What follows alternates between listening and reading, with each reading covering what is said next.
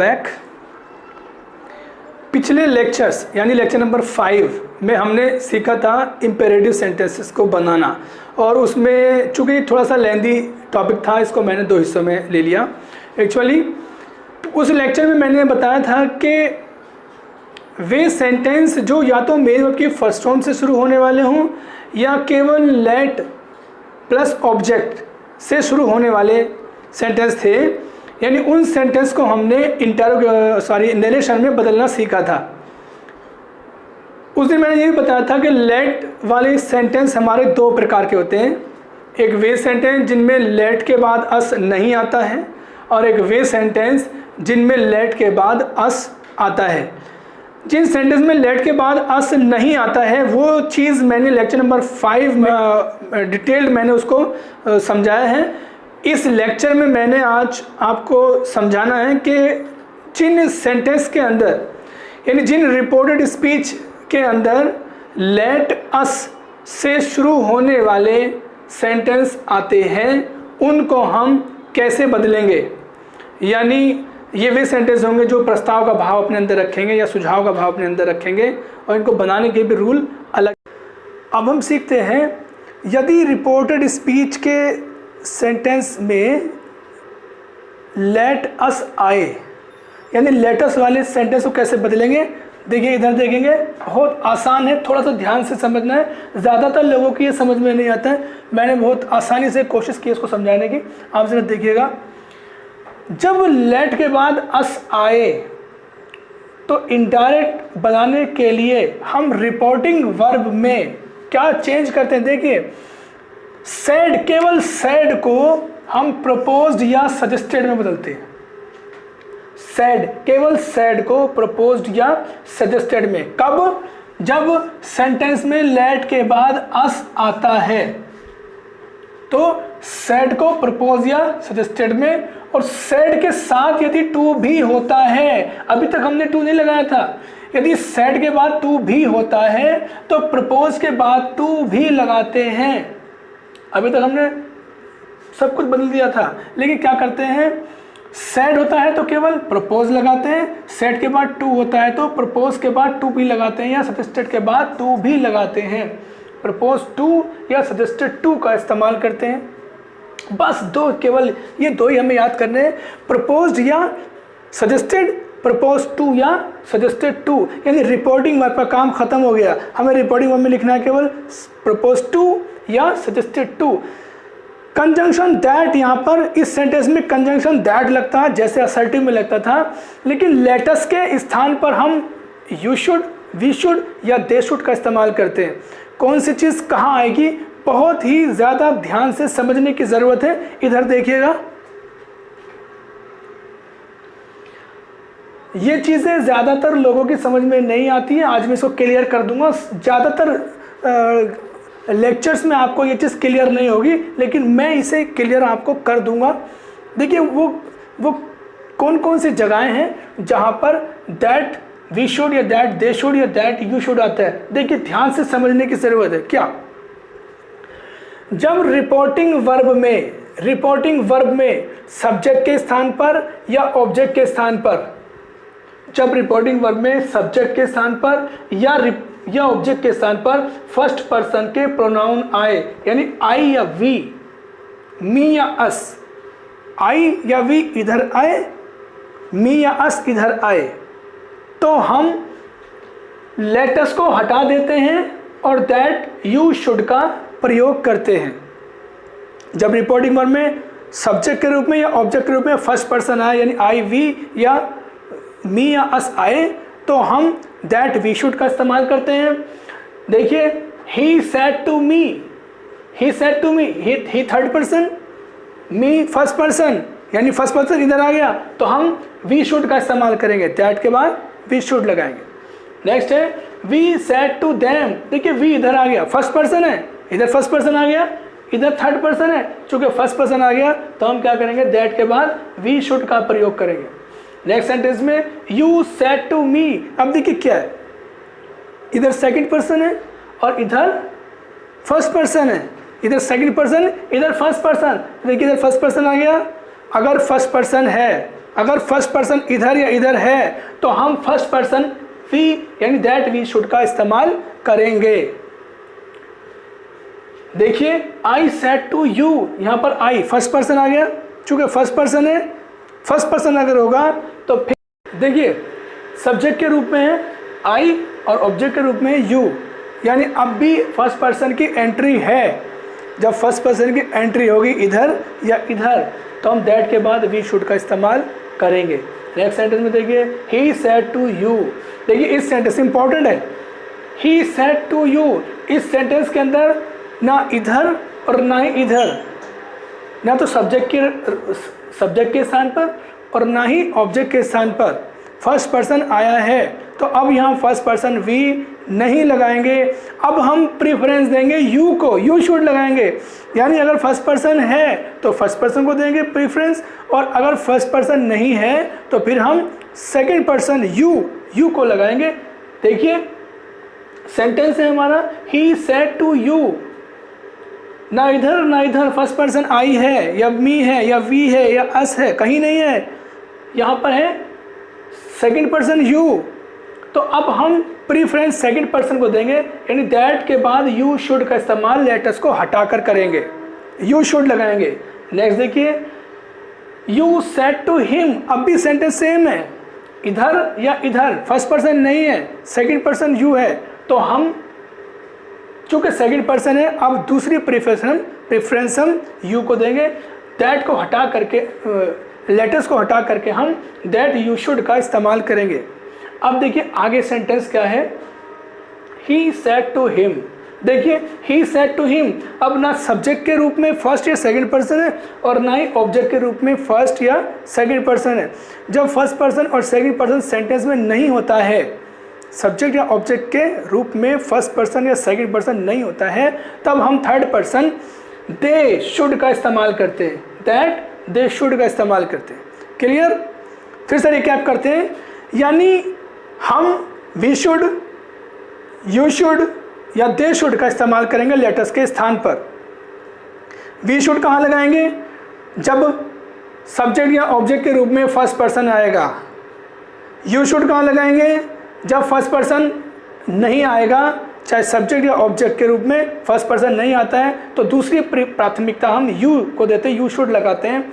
जब यू भी ना हो, जब आई भी ना हो, यानी फर्स्ट पर्सन भी ना हो, सेकंड पर्सन भी ना हो, तो फिर हम लगाते हैं थर्ड पर्सन दे शुड का इस्तेमाल करते हैं। आइए देखते हैं इसके एग्जाम्पल्स। आइए देखते हैं ये सेंटेंस हमारे। पहला सेंटेंस है हमारा आई सैड, मैंने कहा let us go for a walk, आओ चले वॉक करने के लिए। देखिए लेट के बाद अस आ रहा है, आओ के सेंस में है सेंटेंस। क्या बताया था मैंने?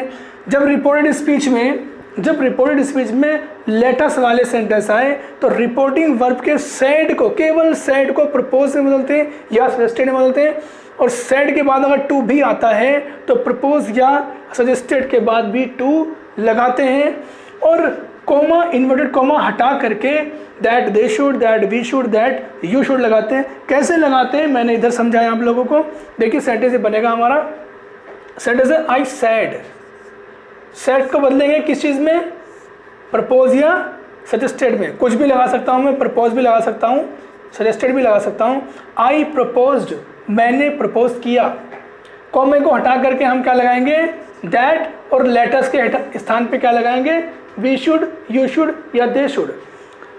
रिपोर्टिंग वर्ब के सब्जेक्ट के रूप में फर्स्ट पर्सन है, आई है, मैंने अभी इधर बताया, तो आएगा यहाँ पे वी शुड। वीडियो रोक करके इधर वाले पोर्शन को जैसे मैंने अभी बताया आपको रिवर्स करके उसको देखना, समझ में आ जाएगा। यानी आई के यहाँ आने पर हम लेटर्स को हटाएंगे और दैट वी शुड का इस्तेमाल करके लेटर्स को हम हटा देंगे और सेंटेंस को आगे बढ़ाएंगे। गो फॉर अ वॉक, ऐसे ही चलता रहेगा। गो for a walk, go for a walk, ये सेंटेंस हमारा इस तरह से हो जाएगा। अब नेक्स्ट सेंटेंस है he said to me let's. कभी कभी लेटस पूरी फॉर्म ना लिख करके लेट के बाद कोमा एस यानी लेट्स का इस्तेमाल करते हैं। सेंटेंस है let's go for a walk, आओ वॉक के लिए चलते हैं। अब देखिए यहाँ पर सब्जेक्ट है ही और ऑब्जेक्ट है मी, सेट के बाद टू भी है। जब सेट के बाद टू भी होता है और सेंटेंस लेटर से लेट से शुरू होता है तो फिर सेट टू के स्थान पर प्रपोज टू या सजेस्टेड टू का इस्तेमाल करते हैं। हम इसको बना सकते हैं इस तरह से, ही प्रपोज टू मी, टू जरूर लगाना है, टू मी, और कोमा इनवर्टेड कोमा हटा करके हम that, we should, you should या दे शुड लगाएंगे। देखिए सब्जेक्ट के रूप में ही है और ऑब्जेक्ट के रूप में मी है, यानी फर्स्ट पर्सन है। जब फर्स्ट पर्सन होता है इधर या इधर तो फिर हम वी शुड लगाते हैं। तो सेंटेंस में यहाँ आ जाएगा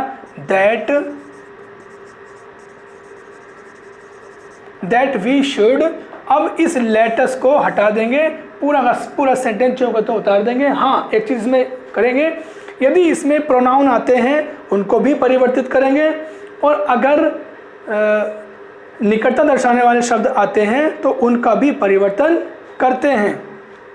सेंटेंस हो जाएगा go for a walk.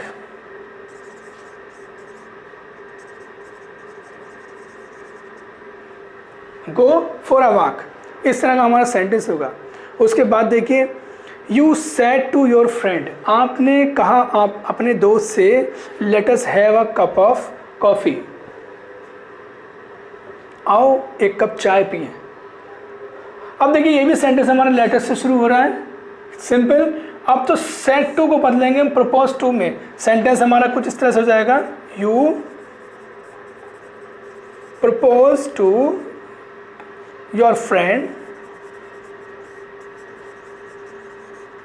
Coma inverted commas के स्थान पर हम दैट लगाएंगे और लेटर्स को हटाकर वी शुड, यू शुड या दे शुड क्या लगाएंगे।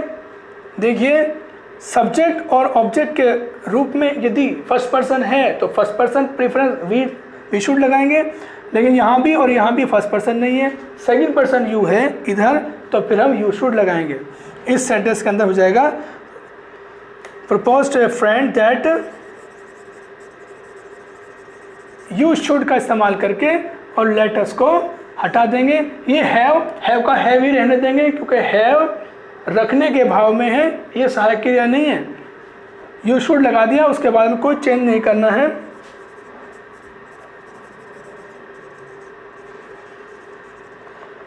Let's have a cup of coffee, sentence हमारा कुछ इस तरह से बनेगा।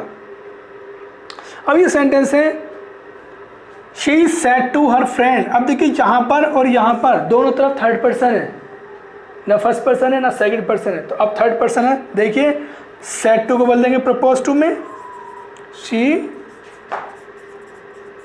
Propose to her friend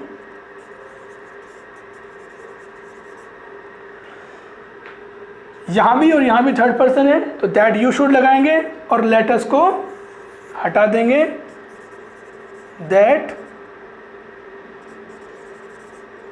they should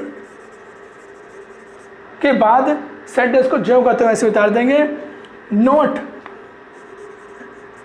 keep him waiting,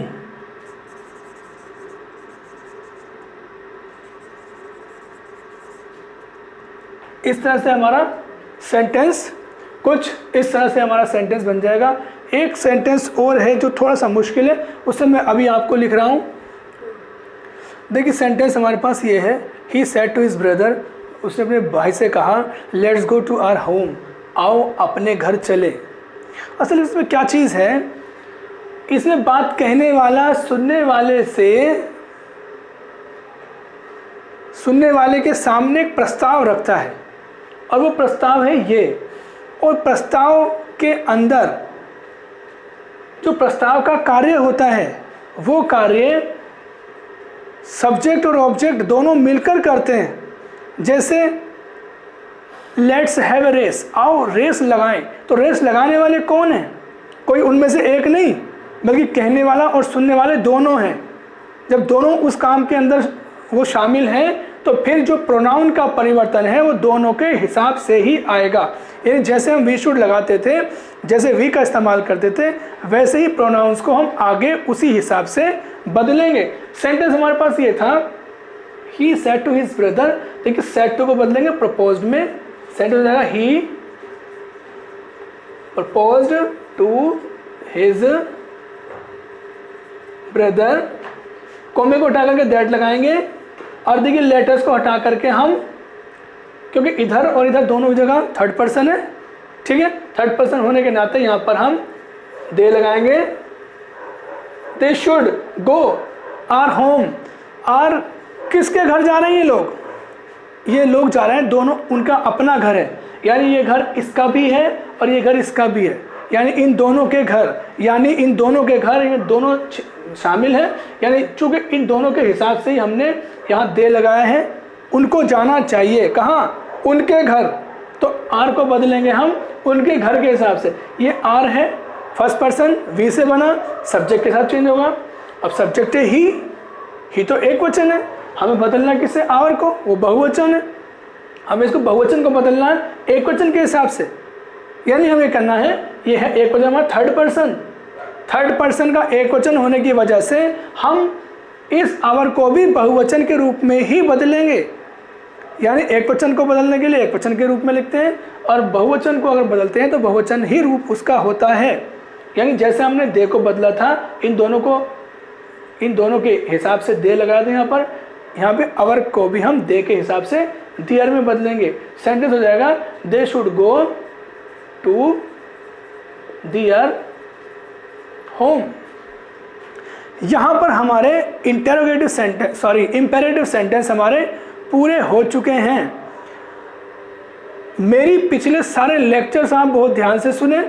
उन लेक्चर्स में एक एक चीज़ मैंने माइन्यूटली सारी चीज़ें बताई हैं। अगला 1 या 2 लेक्चर डायरेक्ट से इनडायरेक्ट पर और आने वाला है, उनको भी बहुत ध्यान से समझिएगा, सुनिएगा, देखिएगा और करके भी उसको समझिएगा। मैं उम्मीद करता हूं कि नरेशन का हर एक पॉइंट आपको क्लियर हो जाएगा। इसके अलावा मीन्स मैंने बताने में कम से कम 97% कम से कम आपको बता दिया है। 3% मैंने छोड़ा है। 3% थोड़ी क्वेरीज हैं, टॉप की इंपॉर्टेंट क्वेरीज हैं, उनको हम कभी डिस्कस करेंगे। पर्सनली भी आप कांटेक्ट कर सकते हैं। Thank you.